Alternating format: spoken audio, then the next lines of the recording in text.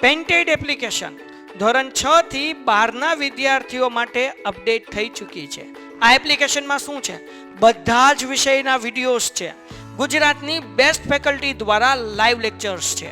IMP પ્રશ્ન છે, test series છે અને ગુજરાતના તમામ વિદ્યાર્થીઓ સાથે તમે તમારી કમ્પેરિઝન કરી શકો છો. ગેમિફિકેશન છે અને બીજું ઘણું બધું. તો તમે એપ્લિકેશન ડાઉનલોડ ન કરી હોય તો ડિસ્ક્રિપ્શનમાં લિંક આપી છે. હમણાં જ પ્લે સ્ટોર ઉપર જાઓ અને એપ્લિકેશન ડાઉનલોડ કરો. ઘરે બેઠીને સરસ મજાનું ગુજરાતની જોરદાર ફેકલ્ટી સાથે ભણો, સારા માર્ક્સે પાસ થાઓ. જય હિન્દ વાલા વિદ્યાર્થી મિત્રો, બધાને મારો અવાજ ક્લિયર આવે છે? એકવાર ડન છે. આજે મારા દીકરાઓ તમને છે ને વિભાગ એ છે એના પ્રશ્નોની પ્રેક્ટિસ કરાવી છે. તમે બધા તૈયાર હો તો આપણે થોડાક પ્રશ્નો મેં હમણાં લાઈવમાં ભણાવ્યા અને થોડાક પ્રશ્ન આપણે તમને અત્યારે ભણાવું, બરાબર? જેથી કરીને તમારો વિભાગ એ છે એ ક્લિયર થઈ જાય. પરીક્ષા પહેલા તે વિભાગ એની તૈયારી કેમ કરવી ને એ હું તમને સમજાવવાનો છું. આપણે પાછળથી શરૂઆત કરીએ. ક્યાંથી કરીએ ખબર છે? ના હાલો પહેલેથી જ શરૂઆત કરીએ. ફટાફટ આપણે હાલતા જઈએ, ખાલી આ સમજાવી દઈશું. ઓકે, અહીંયા ધ્યાન આપો. આ બધા પ્રશ્નો તમને આવડતા હશે, પણ મારે તમને છે ને એક પ્રશ્નની અંદર 7 કે 6 પ્રશ્ન કેમ બને ને એ સમજાવવા છે. આપણે શું કરતા હોય જનરલી શું કરતા હોય, કોઈ એક પ્રશ્ન આજે આ ભાઈ જવાબ એટલે લખાયેલા છે, સાહેબને આવડતા નથી એવું નથી. જવાબ એટલા માટે લખ્યા છે દીકરાઓ, કારણ કે હમણાં જ લાઈવ હતો મારો, બરાબર? 6 થી લઈ અને 6:45 સુધીનો લાઈવ હતો, તો આપણે લાઈવની અંદર વિદ્યાર્થીઓ સાથે આ પ્રશ્નોની ચર્ચા કરેલી. પરંતુ આપણે એપ્લિકેશન વાળા વિદ્યાર્થીઓને પણ ફરીવાર આને સમજાવી દઈએ અને આગળ વધતા છીએ. તમે બધા તૈયાર છો? એકવાર તૈયાર છો તો મને ખાલી જય હિન્દ કહી ગયો એટલે પછી હું મારું કામ શરૂ કરી દઉં. તમારે આજે સાંભળવાનું છે ખાલી કે ભાઈ વિભાગ એ છે ને એની તૈયારી કેવી કરાય. સાહેબ ખાલી વાંચીને એક જવાબ છે, એક વિકલ્પની અંદર એક જવાબ આવે, સીધું રાઈટ ગોખી નાખવાનું, આટલું જ હોય? આવું ન હોય. જો તમને કેટલા પ્રશ્ન આવે એ અત્યારે સમજાવું. પહેલેથી જ કરાવી. મને એટલું કેલા કહી ગયો. હાલો, કેટલા જણા આ લેક્ચરમાં હતા? 6 વાગે 5:45 નો લેક્ચર હતો, એમાં કેટલા લોકો લાઈવમાં જોતા હતા? કેટલા લોકો નહોતા ઈ કયો? હાલો, કેટલા લોકો નહોતા? એવા એક માણસ નીકળે છે ને તો હું ફરીવાર ભણાવીશ. જો નહોતો, એક આવી ગયું. નહોતો. ઘણા લોકો છે કે જે નહોતા એવું કહે છે. ચાલો, હવે મારે તમારી કોમેન્ટ બંધ કરીશ, બરાબર? કારણ કે હું છે ને કોમેન્ટમાં ધ્યાન દઉં ને તો મારે જે તમને ભણાવવું છે ને ભણાવી નથી શકતો. હાલો, ડન છે. પહેલો પ્રશ્ન તમારી સ્ક્રીન ઉપર છે, ધોરણ 9 ના વિદ્યાર્થીઓ માટેની વાત થાય છે. કઈ ગયું પ્રશ્ન આ રહ્યો. હાલો, પહેલો પ્રશ્ન. ભારત આવવાનો જળમાર્ગ શોધવાનો પ્રથમ પ્રયાસ કોણે કર્યો? બરોબર સમજજો. ભારત આવવાનો જળમાર્ગ શોધવાનો પ્રયાસ, આમાં એમ કીધું છે પ્રયાસ, ખાલી પ્રથમ પ્રયાસ, સફળ પ્રયાસ એવું નથી કીધું. પેલો પ્રયાસ કોણે કર્યો તો એવું પૂછે ને તો જવાબમાં લખજો ભાઈ, જવાબમાં લખજો બાર્થોલોમ્યુ ડાયસ. કોણ આવશે? Bartholomew Dias. જો હું કીધું છે ભારત આવવાના જળમાર્ગ શોધવાનો પ્રથમ પ્રયાસ, પહેલો પ્રયાસ કર્યો તો બાર્થોલોમ્યુ ડાયસ. ડન છે. આ પ્રશ્નનો જવાબ આવી ગયો. વિકલ્પની અંદર એવું પ્રશ્ન પૂછ્યો કે ભાઈ ભારત આવવાનો જળમાર્ગનો પ્રથમ પ્રયાસ, પહેલી ટ્રાય કોણે કરી? તો કહેવાય બાર્થોલોમ્યુ ડાયસ. હાલો, સમજાઈ ગયું સાહેબ. પછી તમને અહીંયા એમ કીધું ભારત આવવાનો જળમાર્ગ કોણે શોધી કાઢ્યો, ઠેઠ સુધી ભારત સુધી કોણ પોગી ગયું? તો એક જ વ્યક્તિ આવે અને એ છે વાસ્કો દ ગામા. કોણ આવે બેટા? Vasco da gamma. કોણ આવે? Vasco da gamma. તો આ બે વિકલ્પો કરાવ્યા. ભારત આવવાનો જળમાર્ગ કોણે શોધ્યો? તો વાસ્કો દ ગામા. ભારત આવવાના જળમાર્ગ શોધવાનો પેલો પ્રયાસ કોણે કર્યો? ભારત સુધીનો તો પોગી ગયો, પણ પેલો પ્રયાસ ટ્રાય કોણે કરી? Bartholomew Dias. એમાં અમે વિકલ્પમાં એક પ્રિન્સ હેનરી છે. આ પ્રિન્સ હેનરી વિશે કઈ જાણો છો? તો કે હા ભાઈ, પોર્ટુગલનો રાજા હતા. પોર્ટુગીઝના જ્યારે કોન્સ્ટેન્ટિનોપોલ બંદર છે લૂંટાણું, કોન્સ્ટેન્ટિનોપોલ બંદર ઉપર જ્યારે વેપાર બંધ થયો ત્યારે પોર્ટુગલના રાજાએ બધી પ્રજાને કીધું કે ભાઈ આપણે નવો જળમાર્ગ શોધવાનો પ્રયાસ કરો, હું તમારી સાથે છું. મોટિવેશન આપ્યું. મોટિવેશનની જરૂર હોય તો મોટિવેશન આપનાર રાજા પોર્ટુગલનો રાજા. આ એક વિકલ્પની અંદર, આ એક જ પ્રશ્નની અંદર મેં 3 પ્રશ્ન કરાવ્યા. કેટલા લોકો ક્લિયર છે? એક વિકલ્પની અંદર 3 પ્રશ્નો તમને આવડ્યા. એના પછી બીજો પ્રશ્ન જોઈએ. ભારતના પ્રથમ ગવર્નર જનરલ તરીકે કોણ? સમજવાનો, પ્રશ્નને શાંતિથી વાંચવાનો, બહુ શાંતિ રાખવાની, કારણ કે આ બધા વિભાગ છે ને એક માર્ક કપાવવામાં વાર ન લાગે. ઓલું હું 2 માર્કનો પ્રશ્ન હોય તો બીજું લાંબુ લખ્યું હોય તો કોક આપે. હવે 1 માર્કમાં તરત ખબર પડે કે આ વસ્તુ જ ખોટી છે એટલે સીધો માર્ક જ કપાય. ભારતમાં પ્રથમ ગવર્નર જનરલ તરીકે કોણ? ભારતનો પ્રથમ ગવર્નર જનરલ. પ્રથમ ગવર્નર જનરલ પૂછે ને દીકરા તો વોરન હેસ્ટિંગ આવે. કોણ આવે? Warren Hastings. પ્રથમ ગવર્નર જનરલ છે ને એમાં વોરન હેસ્ટિંગ આવે. ડન. પ્રથમ ગવર્નર જનરલ તો વોરન હેસ્ટિંગ લખવાનું. પણ સાહેબ એવું પૂછે બંગાળનો પ્રથમ ગવર્નર કોણ હતો? બંગાળનો પ્રથમ ગવર્નર કોણ હતો? તો સાહેબ હું લખવાનું? તો અહીંયા સાહેબે લખી દીધું રોબર્ટ ક્લાઇવ. હું લખી દીધું? Robert Clive. સમજાણું મારા દીકરાઓ? સમજાણું ને તમને? સમજાઈ ગયું? ઓકે. ભારતનો પ્રથમ ગવર્નર જનરલ પૂછે ને તો વોરન હેસ્ટિંગ, પણ ખાલી બંગાળનો પૂછે તો રોબર્ટ ક્લાઇવ. ભારતનો વાઇસરોય પૂછે તો કોણ આવે? Cunning. Lord cunning. Lord canning. બરાબર, લોર્ડ કેનિંગ આવે. આનો સ્ક્રીનશોટ તમારે પાડવો હોય તો પાડી શકો છો. એના પછી આ કોલમ્બસ, જો અહીંયા મેં આમાં એક આ પણ સમજાયું. અમેરિકા ખંડની શોધ કોણે કરી હતી? Christopher Columbus. અને અમેરિકાનું નામ અમેરિકા એવું કોના ઉપરથી પડ્યું? તો અમેરિગો વેસ્પુચી. અમેરિગો વેસ્પુચીના નામ ઉપરથી અમેરિકા એવું નામ પડ્યું. પહેલા પ્રશ્નની અંદર કેટલા જવાબ થયા ખબર? કેટલા પ્રશ્ન થયા ખબર? આ પહેલો, આ બીજો, આ ત્રીજો, આ ચોથો, આ પાંચમો અને આ છઠ્ઠો. એક વિકલ્પની અંદર બીજા 6 વિકલ્પો મેં કઈ રીતે બને એ સમજાયું તમને. 6 પ્રશ્ન થયા. 6 પ્રશ્ન ઈ અને આ 3 એટલે 7, 8 ને 9 બે વિકલ્પની અંદર 9 પ્રશ્નો મેં તમને અત્યારે દેખાડ્યા. આને કહેવાય 360 ડિગ્રી એનાલિસિસ. ભણવું હોય, આગળ વધવું હોય, કંઈક સારું કરી બતાવવું હોય, પરફોર્મન્સ સારું દેવું હોય, આપણે બેઠા પરીક્ષામાં પ્રશ્ન ન પણ આવી શકે. થોડુંક અઘરું કાઢવું હોય તો આડાવડા ફેરવી પણ શકે, પણ આવી રીતે તૈયારી કરી હોય તો વાંધો કાંઈ પડે નહીં. કોઈ જગ્યાએ વાંધો પડતો નથી દીકરાઓ. બરાબર, તો આ રીતની તમારી તૈયારી હોવી જોઈએ એવું મારું તમને કહેવું છે. બાકી બધી તમારી મરજી. હાલો, આનો સ્ક્રીનશોટ પાડવો હોય ને તો તમે બધા પાડી લ્યો, પછી હું આગળ વધું છું. ચાલો ઝડપથી આનો સ્ક્રીનશોટ પાડી લ્યો એટલે હું આગળ વધું છું. ચાલો આગળ વધીએ. બીજી વસ્તુ આપણે શરૂઆત કરીએ. હાલો, આ બીજો પ્રશ્ન. આપણે ત્રીજો પ્રશ્ન જોઈએ કે ભાઈ ભારતમાં જાહેર બાંધકામ ખાતું, આજે ભારતમાં જાહેર બાંધકામ ખાતું છે ને એની સ્થાપના કોણે કરી? જાહેર બાંધકામ ખાતાની સ્થાપના કોણે કરી? તો એમાં જવાબ આવશે ડેલ હાઉસી. કોણ આવશે? ડેલ હાઉસી. ખાલસા નીતિનો જનક તરીકે ઓળખવામાં આવે છે. ડેલ હાઉસીને ખાલસા નીતિના જનક તરીકે ઓળખવામાં આવે છે. હાલો સાહેબ સમજાઈ ગયું? સાહેબ એકદમ ક્લિયર થઈ ગયું. હાલો ડન છે. એના પછી સાહેબ એના પછીનો પ્રશ્ન લ્યો તમે. પ્રથમ વિશ્વયુદ્ધના બીજ કઈ સંધિમાં રોપાયા હતા? બરોબર, પ્રથમ વિશ્વયુદ્ધ થયું, ટૂંકમાં એના બીજ આ કઈ ઘટનાના કારણે પેલું યુદ્ધ થયું એવું કહેવા માંગે છે. સમજો તમે, શરૂઆતમાં બે દેશ જ લડાઈ કરતા હતા. એક હતું જર્મની અને ફ્રાન્સ. આ બંને વચ્ચે એક યુદ્ધ થાય છે. એ યુદ્ધનું નામ હોય છે સેડાનની લડાઈ. આ સેડાનની લડાઈની અંદર થયું એવું કે ફ્રાન્સ હારે છે, જર્મની જીતે છે. બરોબર, પરિણામ શું આવ્યું? તો કે ભાઈ હાર કોની થઈ? ફ્રાન્સની. હવે જેની હાર થઈ હોય એને પોતાના અમુક પ્રદેશો છે એ જીતનારને દેવા પડે. તો બે પ્રદેશો હતા, એ આલ્સેસ અને લોરેન્સ. આ બે પ્રદેશો કોને આપી દેવા પડ્યા? ફ્રાન્સે જર્મનીને. જો આનું પરિણામ બહુ ખરાબ ભોગવવું પડ્યું, જર્મનીને આનું પરિણામ બહુ ખરાબ ભોગવવું પડ્યું. એ તમે ચેપ્ટર જ્યારે વાંચો ત્યારે ખબર પડશે. તો આ બે પ્રદેશો આલ્સેસ અને લોરેન્સ ફ્રાન્સે જર્મનીને આપી દીધા અને એક સંધિ કરી. સંધિ એટલે સમાધાન. એક સંધિ કરી અને એ સંધિનું નામ છે ફ્રેન્કફર્ટ. બરાબર, ફ્રેન્કફર્ટની સંધિ. તો તમને કોઈક પૂછે ને કે પેલું વિશ્વયુદ્ધ થયું એના બીજ કઈ જગ્યાએ રોપાયા? તો એક સંધિ, એનું નામ હતું ફ્રેન્કફર્ટની સંધિ. વાહ! પણ સાહેબ પેલું વિશ્વયુદ્ધ તો કહી દીધું, તો બીજા વિશ્વયુદ્ધના બીજ ક્યાં વવાયા? તો એનો જવાબ પણ આપી દઉં. બીજો વિશ્વયુદ્ધ છે, પેલું વિશ્વયુદ્ધ થયું ને એનું સમાધાન કરવા માટે પાછા બધા ભેગા થયા.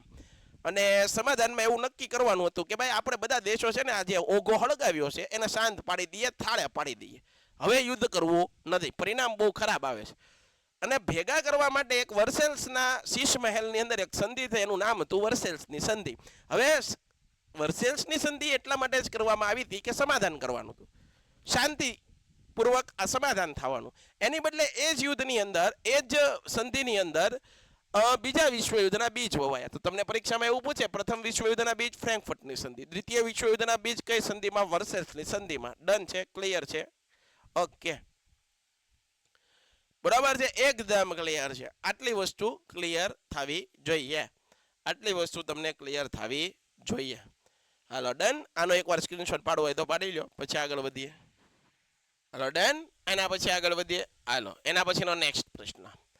પ્રથમ વિશ્વયુદ્ધના અંતે કઈ સંધિ કરી? હમણાં જ કીધું. પ્રથમ વિશ્વયુદ્ધના અંતે કઈ સંધિ થઈ? તો ભાઈ વર્સેલ્સની સંધિ, એ તો બનાવ્યું હમણાં. વિશ્વના માનવીઓનું સ્વાસ્થ્યને સુધારવું હોય, વિશ્વના માનવીઓનું સ્વાસ્થ્યને સુધારવું હોય તો એ માટે કઈ આંતરરાષ્ટ્રીય સંસ્થા એ કામ કરે છે? એમાં તમને ઓપ્શન આપ્યા WHO, IMF, FAO અને ILO. તો આમાં આરોગ્ય બાબતનું ધ્યાન રાખતી સંસ્થા કઈ છે? બધાને ખબર પડે WHO છે ને એ આરોગ્ય બાબતનું ધ્યાન રાખતી સંસ્થા છે, અને એનું પૂરું નામ પણ યાદ રાખી લો, કામનું છે એટલે world health organisation. World health organisation, વિશ્વ આરોગ્ય સંસ્થા અથવા સંગઠન, વિશ્વ આરોગ્ય સંગઠન એનું નામ છે. એ સાહેબ એનું વડું મથક ક્યાં આવેલી, એની હેડક્વાર્ટર, એની હેડ ઓફિસ ક્યાં આવેલી છે?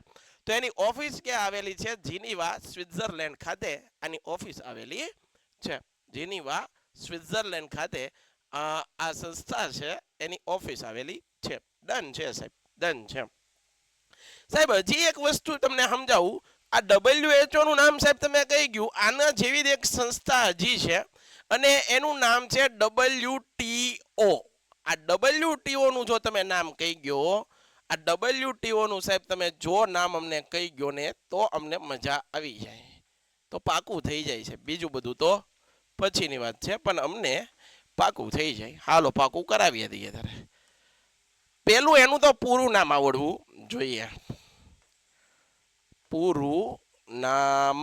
હાલો સાહેબ, પૂરું નામમાં સાહેબ હું લખવાનું કયો જરાક. પૂરું નામમાં પેલા તો વર્લ્ડ લખવાનું, કારણ કે આ બધી આંતરરાષ્ટ્રીય સંસ્થા છે. ટ્રેડ લખવાનું, ટ્રેડ એટલે વેપાર, ટ્રેડ ઓર્ગેનાઇઝેશન.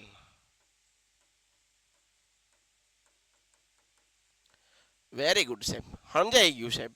આને સાહેબ મારે ગુજરાતીમાં બોલવું હોય તો આનું કઈ નામ ખરું હોય ને, શું કરવા ન હોય? વિશ્વ વ્યાપાર સંગઠન. હા સાહેબ આવડી ગયું. ચાલો આ સાહેબ અમને ક્લિયર, એકદમ ક્લિયર હો સાહેબ, કાંઈ ઘટે નહીં. હાલો ક્લિયર. એના પછી સાહેબ આ સંસ્થા છે એનું વડું મથક ક્યાં આવેલું છે?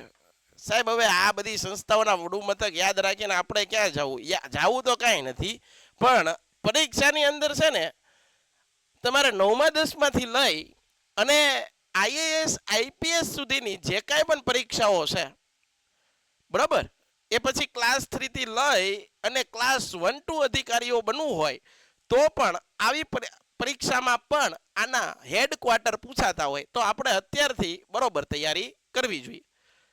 કહી દઉં તમને, આનું વડું મથક છે જીનીવા,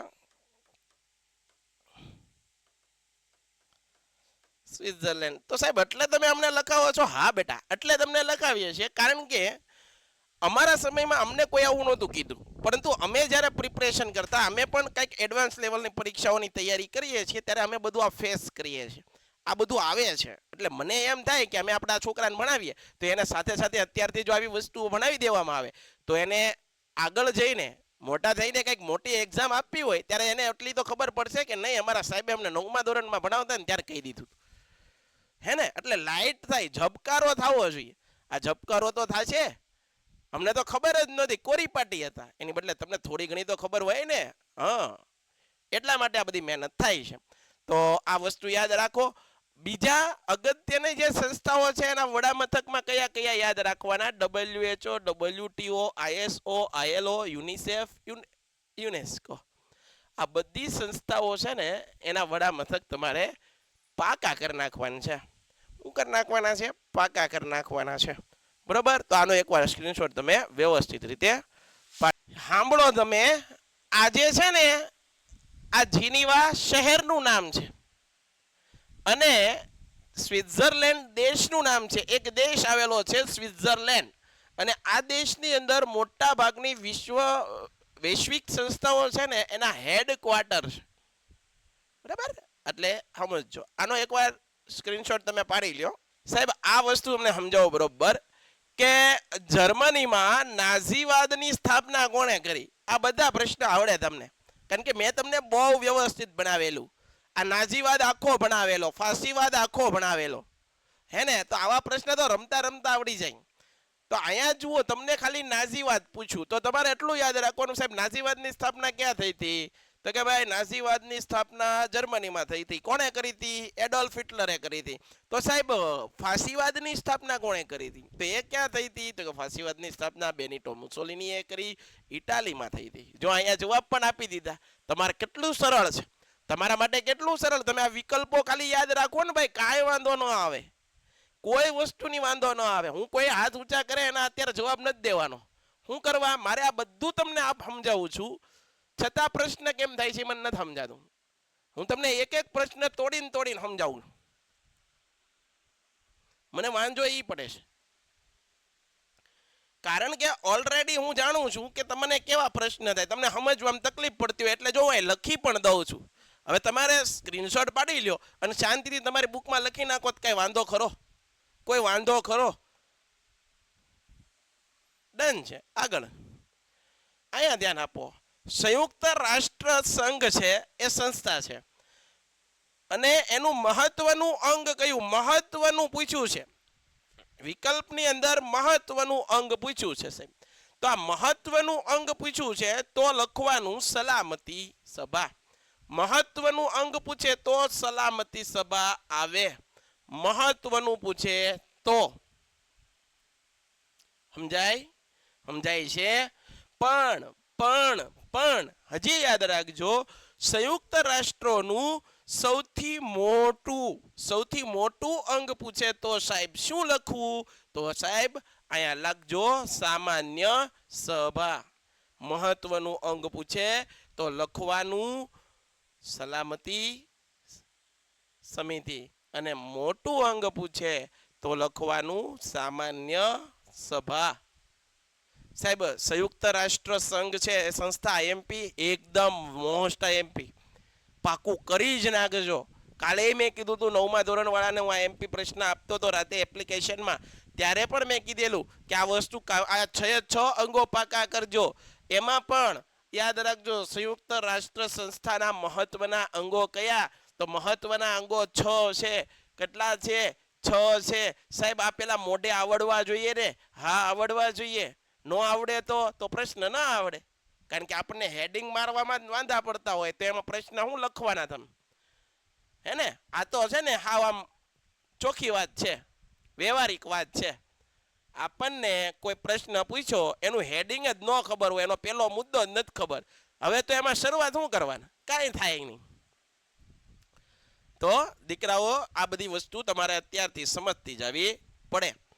જુઓ તમે અહીંયા જુઓ, સામાન્ય સભા પહેલી છે સામાન્ય સભા, બીજી છે સલામતી સભા, પછી ધાર્મિક અને સામાજિક અને આર્થિક સમિતિ છે, વાલી સમિતિ છે, આંતરરાષ્ટ્રીય અદાલત છે અને સચિવાલય છે. આ બધા 6 અંગો છે, અને 6 અંગો તમને વ્યવસ્થિત રીતે એકદમ ક્લિયરથી આવડવા જોઈએ.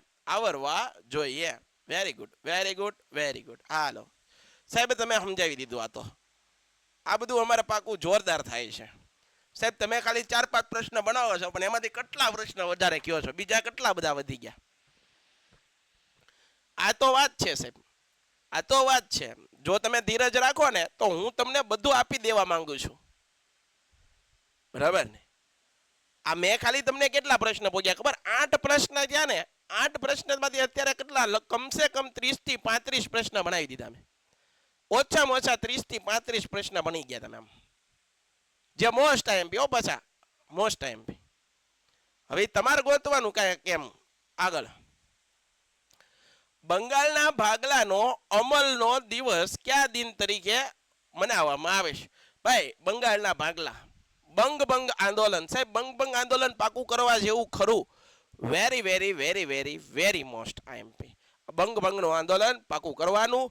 જો ન સમજાય તો તમારે યુટ્યુબમાં જવાનું, પેન્ટેડ યુટ્યુબ ચેનલ ખોલવાની, લાઈવની અંદર બંગના આંદોલન ગોતવાનું અને એમાં સાહેબ તમને ભણાવતા છે આંદોલન કેમ થયું, ક્યારે થયું, શા માટે થયું, કોણે કર્યું, એનું પરિણામ શું આવ્યું. આ બધા પ્રશ્નોના જવાબ તમને વ્યવસ્થિત રીતે મળી જાય. બરાબર છે. આખું હું અત્યારે બંગાળનું ભાગલા છે એનો સમજાવી શકું. બરાબર છે, કારણ કે આગળ પ્રશ્ન છે.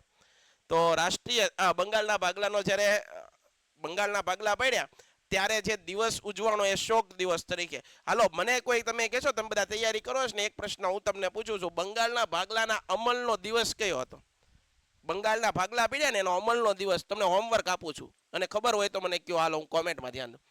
બંગાળના ભાગલાનો અમલનો દિવસ કયો હતો? જેથી બંગાળના ભાગલા લાગુ પડ્યા ને એ અમલનો દિવસ કયો હતો? હાલો જોઈન કોઈ નો કહેતા, નો આવડે કાંઈ વાંધો નહીં.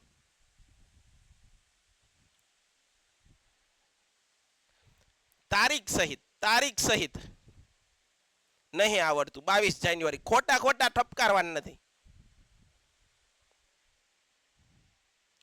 ખોટું કોઈ નહીં લખે.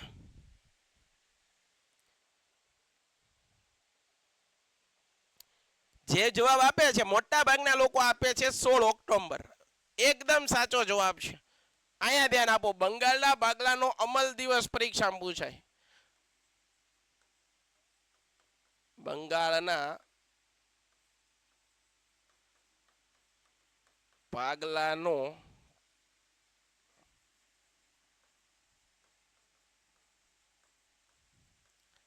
અમલ દિવસ બરોબર યાદ રાખજો. બંગાળના ભાગલાનો અમલ દિવસ. ત્યારબાદ બંગ આંદોલન ક્યારે થયું?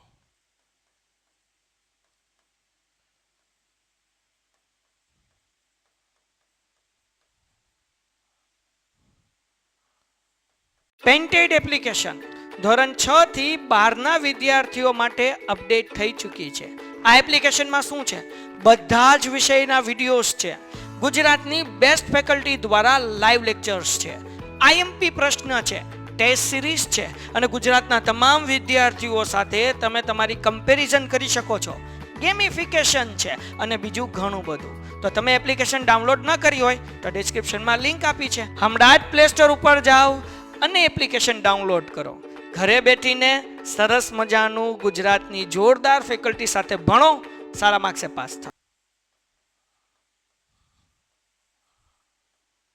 એના પછી બંગ આંદોલન કોણે કર્યું?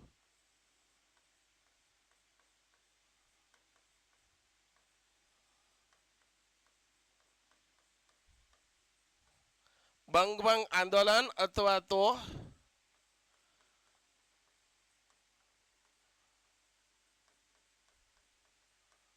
બંગાળના ભાગલા કોણે પાડ્યા?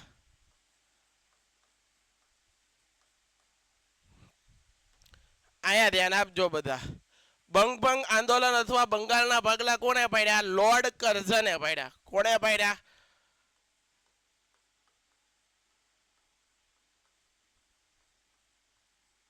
Lord Curzon. ક્યારે થયું હતું? 1905.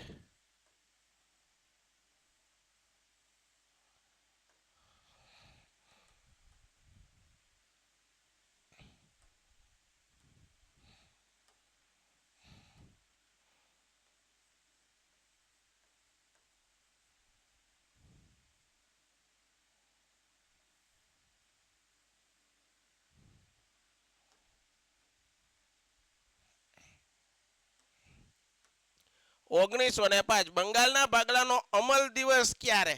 સાહેબ આ બહુ મોસ્ટ આઈએમપી. અત્યારથી કહું 16 ઓક્ટોબર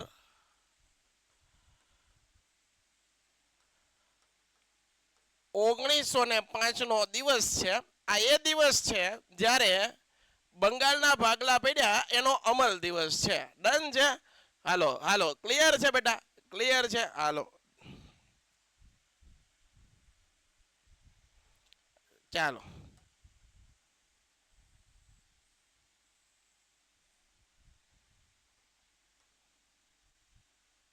ડન. આગળ એના પછી બંગભંગ આંદોલનના પરિણામે કયું આંદોલન શરૂ થયું? હાલો જવાબ આપો તો. હું પ્રશ્ન પૂછું, બંગભંગ આંદોલનના પરિણામે કયું આંદોલન શરૂ કરવામાં આવ્યું? બંગભંગ આંદોલનના પરિણામે કયું આંદોલન શરૂ થયું? જવાબ મારે જોતો છે.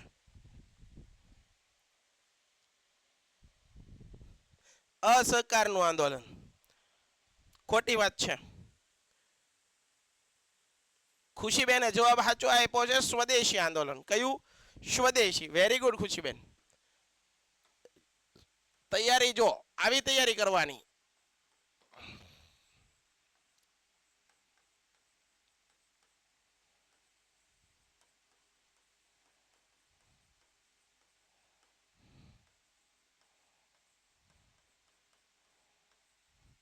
પરિણામે કયું આંદોલન થયું?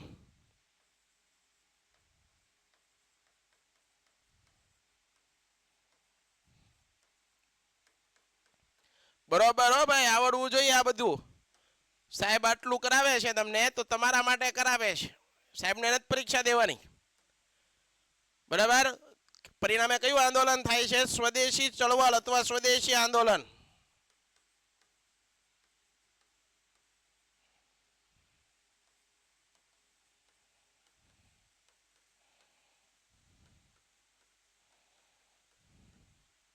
સાહેબ આ આંદોલન ક્યારે થયું? તો કે ભાઈ 1905 માં જ થયું છે. આની કઈ તારીખ ફરી નથી.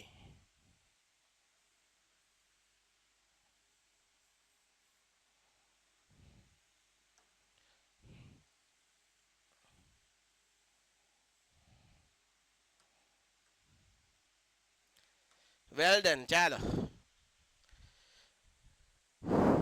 હા, બધી વસ્તુઓનો આપણે શું કર્યો? બહિષ્કાર કર્યો. હાલો આગળ. એના પછીનો પ્રશ્ન. હવે આ સ્વતંત્રતા દિવસ તો ક્યારે આવે? આ સ્વતંત્રતા દિવસ આવે, આમાં કોઈ દી નો આવે. સ્વતંત્રતા દિવસ ક્યારે ઉજવાય? ગાંડાને ખબર પડે. 15 ઓગસ્ટ 1947 ના દિવસે આપણને આઝાદી મળી. તો એ આઝાદી દિવસ છો ને ભાઈ. તો આ તો આવે જ નહીં. આ ક્યાંથી આવતું હતું આમાં? આમ કઈ હાલે સાહેબ? આવું થોડું આમાં આવે છે. હા, તો એ તો કહું છું આવું નથી આવતું એમ.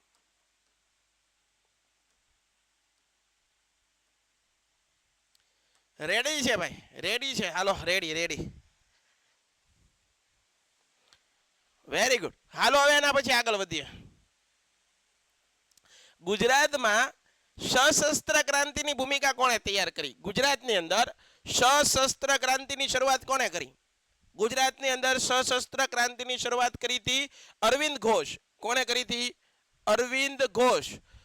એ કયા પુસ્તકમાંથી? તો કે ભાઈ ભવાની મંદિર નામનું પુસ્તક કોનું છે? અરવિંદ ઘોષનું. બે પ્રશ્ન આમાંથી. ડન છે? ક્લિયર છે? તો સાહેબ આ કોણ છે? અંબુભાઈ પુરાણી, છોટુભાઈ પુરાણી. એ તમારા કામનું નથી અત્યારે. બરાબર? એ તમારા કામનું નથી. Very good. Very good. Very good. કોને જવાબ આપ્યો છે? Very good. ચાલો હાલો આગળ વધીએ. એના પછીનો પ્રશ્ન. નેક્સ્ટ પ્રશ્ન જોઈએ. બંધારણમાં કુલ કેટલા સભ્ય હતા? 389 સભ્ય હતા. ભારતનું બંધારણ, એની અંદર 389 સભ્ય હતા. અહીંયા ધ્યાન આપો. બંધારણ વિશે જો કામની વાતો કેટલી.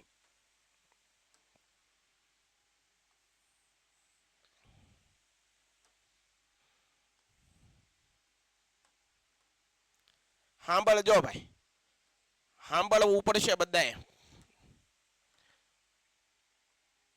વાર લાગશે.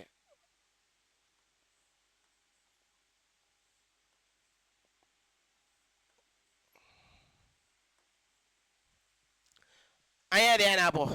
બંધારણ છે તો બંધારણના ભાગ કેટલા? ભાગ કેટલા બંધારણના? જ્યારે બંધારણ બન્યું ત્યારે ભાગ કેટલા હતા? 22.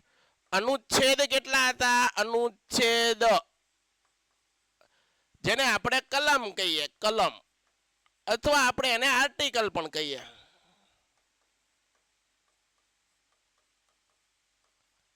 હાલો, પછી બંધારણીય સભાએ કેટલા દિવસ બેઠક ભરી?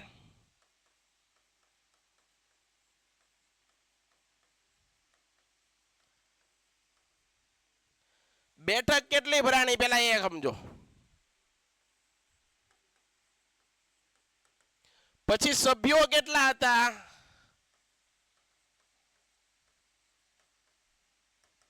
પછી સત્ર કેટલા યોજાણા?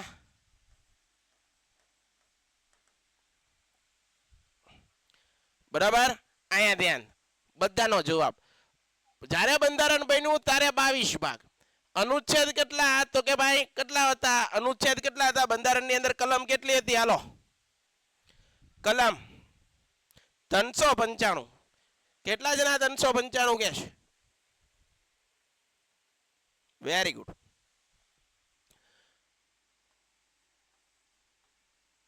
ત્રણસો 395 કલમ. બંધારણ સભાની બેઠક કેટલી ભરી? 166 બેઠક. સભ્ય કેટલા હતા સાહેબ? 389 સભ્યો. 389 સભ્યો. કેટલા સત્ર? 11 વખત 11 સત્રો ભરવામાં આવ્યા. 11 સત્રો યોજવામાં આવ્યા. 11 સત્રો. હાલો, ડન. એના પછી સાહેબ સમય કેટલો લાગ્યો ભારતનું બંધારણ તૈયાર થતા? સમયગાળો કેટલો? સમય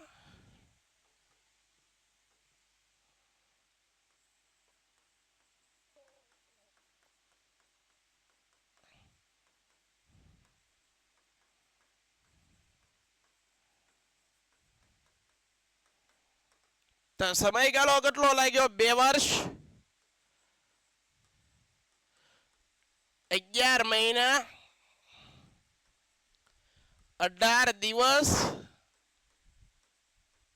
સાહેબ ખર્ચ વિશે કઈ કહેવાનું ખરું તમારે?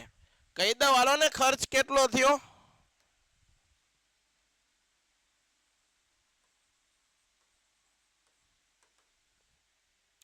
₹63,96,729 રૂપિયા. એટલે આમ ગણો ને તો અંદાજિત 64 લાખનો ખર્ચ.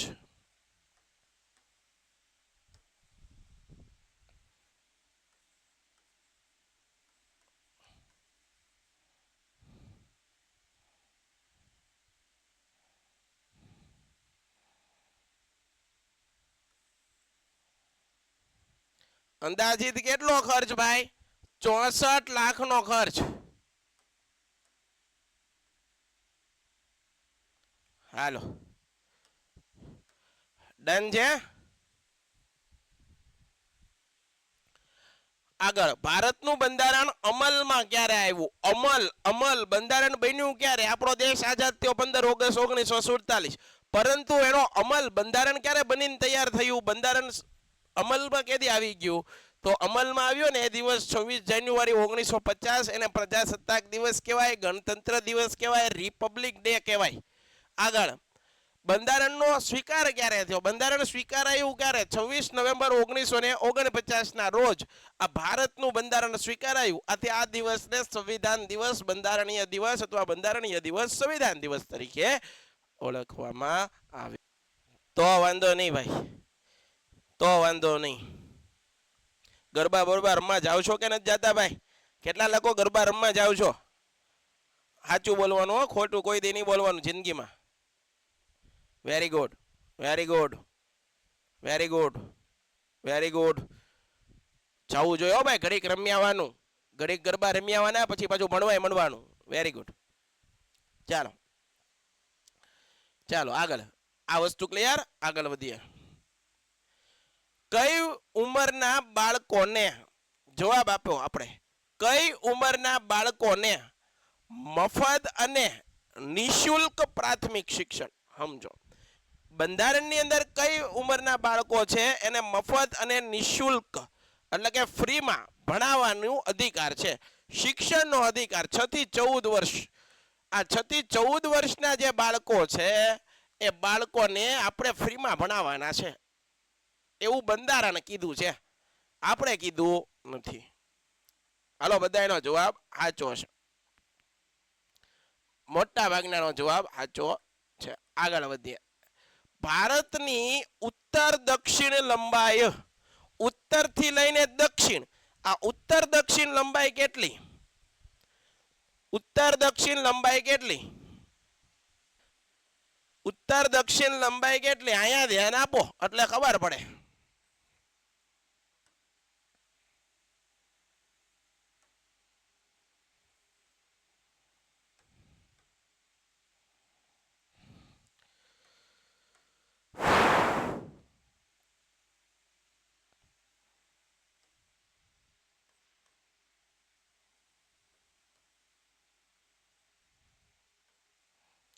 આ ઉત્તર દક્ષિણ લંબાઈ છે 3214 કિમી અને આ લંબાઈ છે એ 2933 કિમી.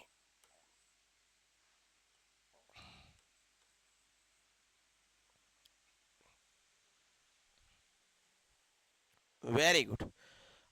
અરવલ્લી કયા પ્રકારનો પર્વત છે? અરવલ્લી કયા પ્રકારનો પર્વત છે?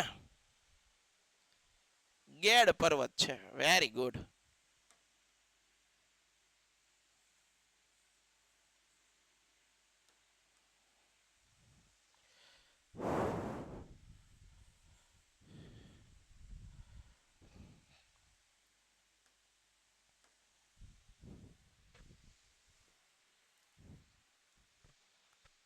ડન ને? પાકું ને? હાલો આગળ જોડકા વિશે વાત કરીએ. કાલિકટનો રાજા કેરળ જ્યારે વાસ્કો દ ગામા આવ્યો અને કેરળ બંદરે ઉતર્યો, કેરળમાં વેપાર કરવાની છૂટ માંગી ત્યારે એનો રાજા કોણ હતો? સીધો જ જવાબ છે સાહેબ, વાસ્કો દ ગામા ભારત આવ્યો અને કેરળનો રાજા હતો, એનું નામ જ હતું જામોરીન. આ જામોરીન છે ને એ જવાબ આવે સાહેબ. સાચું તમે કહો સાહેબ, સાચું જ કહેવાનું હોય ને, ખોટું થોડું કઈ કરવાનું હોય. હાલો, ખાલસા નીતિનો અમલ કરનાર સાહેબ એકદમ અમને આ તો આવડે જ ને. વાત કરો ખાલસા નીતિ એટલે ડેલ હાઉસ, આ તો પર્યાય થઈ ગયો, આખા ગામને આવડવા મળ્યું સાહેબ. આ બહુ પૂછાઈ ગયેલો પ્રશ્ન, વર્ષોથી પૂછાતો આવે છે, બરાબર? એટલે આ તો આવડવો જ જોઈએ. ખાલસા નીતિનો જનક. કઈ કઈ નીતિઓ યાદ રાખવાની? હાલો ને આપણે વાત કરી દઈએ નીતિઓની. તમને બધું ભણવું જ છે, પછી ક્યાં છોકરાઓને ભણવું હોય એટલે ભણાવી જ દેવાનું હોય. અગત્યની નીતિઓ હાલો જુઓ સાહેબ, જો જોવા મળે પરીક્ષામાં પૂછાય એટલે સીધું ઠપકારી જ દઈને આવજો, બાકી કઈ રાખતા નહીં. હાલો, પહેલી નીતિ ખાલસા નીતિ. સાહેબ આનું બીજું નામ કહેશો? જપ્તી નીતિ. હિન્દીમાં બોલે તો હડપ નીતિ, હડપી લેવાનું. વાહ વાહ વાહ વાહ. હાલો આગળ સાહેબ, તટસ્થતા નીતિ સાહેબ કોની? તટસ્થતા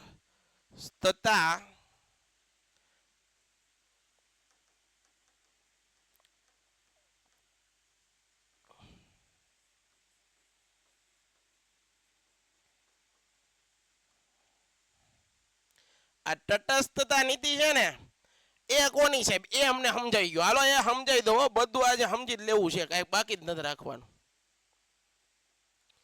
એના પછી સાહેબ, એના પછી ડેલ હાઉસની ખાલસા નીતિ, તટસ્થતા નીતિ. સહાયકારી યોજના કોની છે?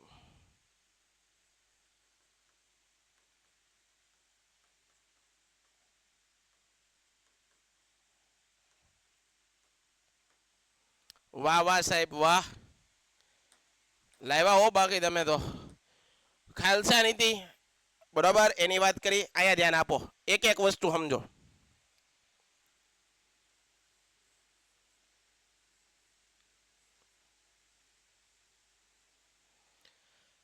ખાલસા નીતિ તરીકે કોણ આવશે? ડેલ હાઉસી. બધા જો આગળ આગળ જવાબ દેવા માંડ્યા. છોકરાને રમત લાગે છે સાહેબ, આ બધું તમે બનાવ્યું એ બધું હાવ હેલું છે. આ તો તટસ્થતા રીતિ સર જોન શોર.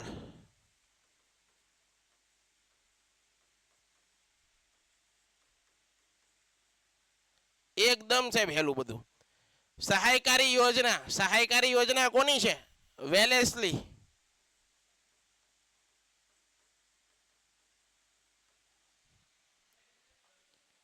સહાયકારી યોજના કોની? હા, વેલેસ્લી. વાહ વાહ, જમાવટ કરી. ડન છે. Painted, Painless Learning.